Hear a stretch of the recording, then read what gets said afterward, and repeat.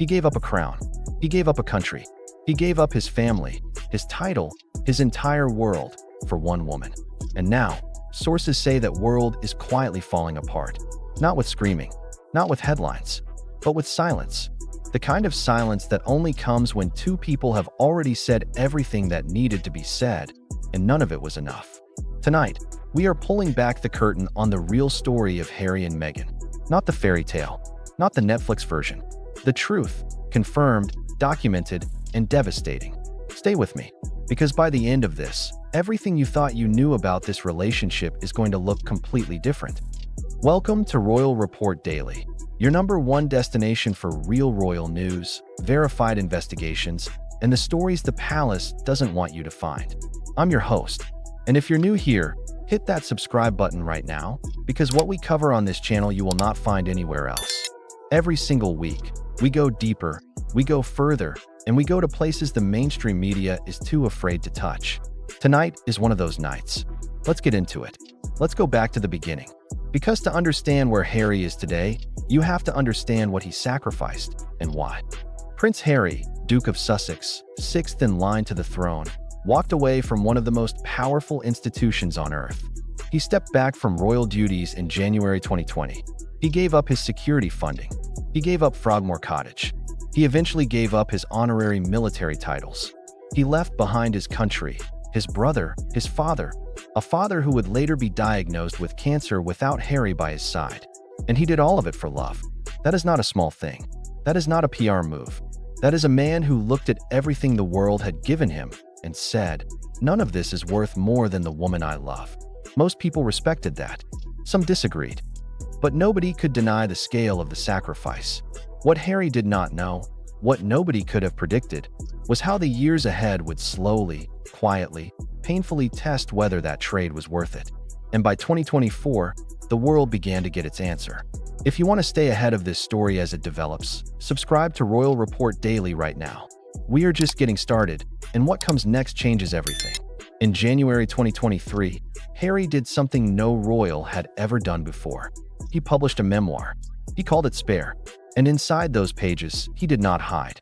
He spoke about drug use, marijuana, cocaine, psychedelics, openly, without apology. He described physical altercations with his brother Prince William. He revealed the depth of his mental health struggles. He talked about the moment he fell apart after his mother Diana died and nobody in the palace checked on him. He talked about feeling invisible inside a family built on visibility. Spare sold over 1.4 million copies on its first day.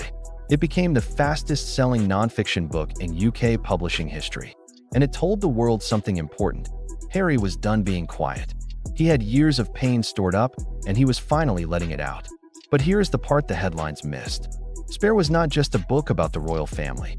It was a love letter to Meghan. Page after page, Harry described her as his anchor, his safe place, his reason. The woman who finally made him feel like he was enough. He defended her in every chapter. He positioned her as the one who truly saw him.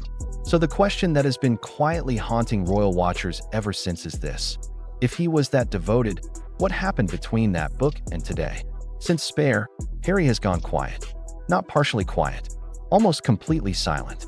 The couple that was everywhere in 2021 and 2022, Netflix documentaries, Oprah interviews, podcast launches, Spotify deals, began to disappear from view. The Spotify deal collapsed. The podcast ended after one season. Public appearances became rare. Joint appearances became rarer. And then the body language experts started talking. Royal watchers and behavioral analysts began pointing to photographs and video from 2023 and 2024. The eye contact that had always been one of the most talked about things about Harry and Meghan, that famous gaze, began to look different, more formal, more managed. In several appearances, they stood together but looked like two people performing togetherness rather than living it. Now, body language is not proof of anything. We are not here to put words in anyone's mouth. But when you combine the silence, the canceled projects, the reduced joint appearances, and Harry's own documented struggles with mental health and identity, a picture begins to form. A picture of a man who is still searching for the version of himself he thought he would find in California. And sources close to the couple, speaking to outlets including The Times of London and Page 6 throughout 2024, have described growing tension in the Montecito household. Not explosive, not dramatic, but real. Like this video right now if this is the kind of deep, honest royal coverage you want more of. And subscribe to Royal Report Daily, because the next part of this story is where it gets truly personal. Here is something that rarely gets talked about.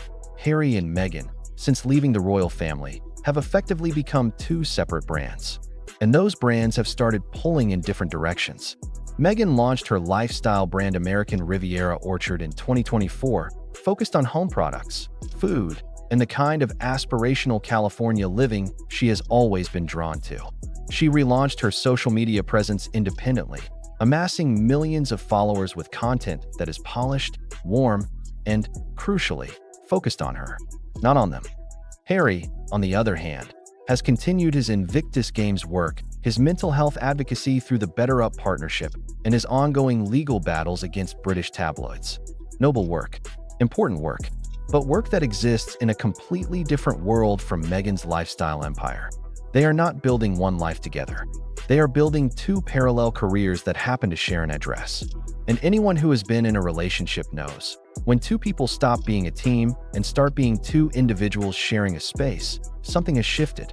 What shifted here, exactly, is something only they know. But the gap between Harry's world and Meghan's world has become visible. To journalists, to royal insiders, and increasingly, to the public. In February 2024, Buckingham Palace confirmed that King Charles had been diagnosed with cancer. The world held its breath. And within days, Harry was on a plane to London. He sat with his father, alone, without Meghan.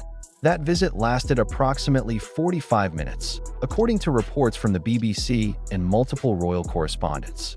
Harry flew across the world, sat with his sick father for less than an hour, and flew back. There was no family dinner, no extended stay, no reunion with William, and Meghan did not come. Now, there are many reasons that could explain each of those choices. None of us were in that room. But for Harry, a man who in Spare described his deepest wound as losing his mother too young and never being allowed to properly grieve, watching his father fight cancer from 5,000 miles away must carry a weight we can barely imagine. He chose Meghan over the palace. And yet, in the moment his father needed him most, he came alone, stayed briefly, and returned to a life that by all accounts is quieter and lonelier than the one he imagined building.